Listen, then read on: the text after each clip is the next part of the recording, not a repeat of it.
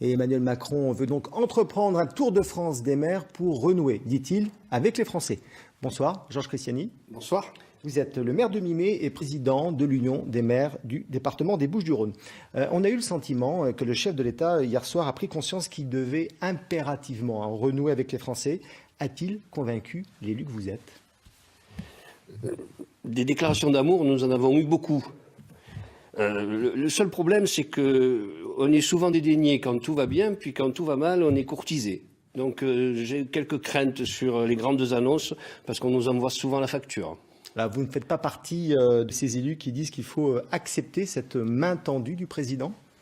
Je pense qu'il a commencé à prendre des mesures concrètes pour stopper les violences, et il a bien fait.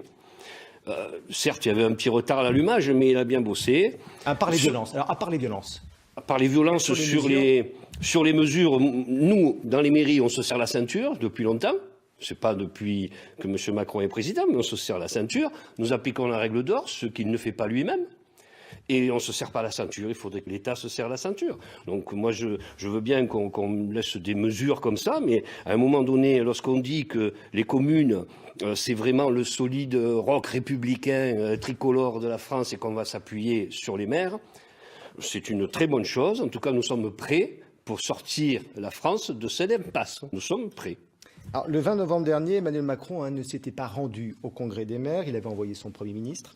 C'était une erreur, selon vous ? Oui.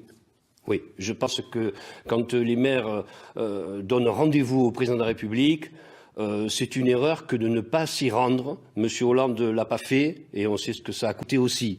Donc, à un moment donné, je pense que dans les Bouches-du-Rhône, par exemple, puisque j'ai l'honneur de représenter mes 121 collègues maires, nous l'invitons, c'est plusieurs fois qu'on l'invite, mais cette fois c'est de façon solennelle, nous l'invitons à venir à notre prochaine Assemblée générale. Mais vous savez, nous sommes 100 associations de maires en France. C'est pas compliqué, c'est un mois et demi de réunion pour Monsieur le Président pour faire cet effort, de rencontrer directement les maires de Provence. Alors que faut-il pour mettre fin à cette brouille entre l'État et les collectivités ? Moi, je pense qu'il faudrait qu'on arrête de considérer que la commune est quelque chose d'utilisable, de corvéable à merci. Nous ne sommes certainement pas les premiers de cordée. Mais de là à être des Sherpas, c'est un peu difficile.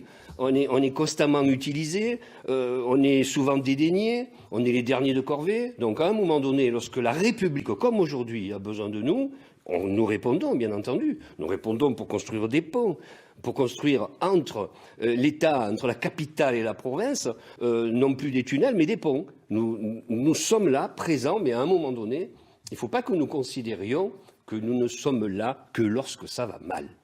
Alors, dernière question, un récent sondage disait qu'un maire sur deux s'apprête à jeter l'éponge en 2020.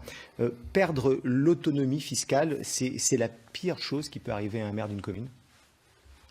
L'autonomie fiscale, c'est pour nous la capacité de montrer tous les 6 ans aux citoyens que les impôts qu'ils payent se traduisent dans les faits et sont dans le réel. On n'est pas dans l'imaginaire lorsqu'on est maire, on est dans le concret et dans le quotidien. Donc le rapport de l'impôt aux contribuables se fait par des réalisations. Aujourd'hui, on nous a supprimé d'abord la taxe professionnelle il y a quelques années et depuis cette année la taxe d'habitation. Donc nous n'avons plus cette capacité d'avoir dans une commune et sur un territoire le lien qu'il doit y avoir entre contribuables et la réalisation que l'on peut faire sur le terrain. Merci infiniment, Georges Christiani, d'avoir accepté l'invitation sur le plateau du 19-20. On va parler à présent d'un autre mouvement, celui des lycéens.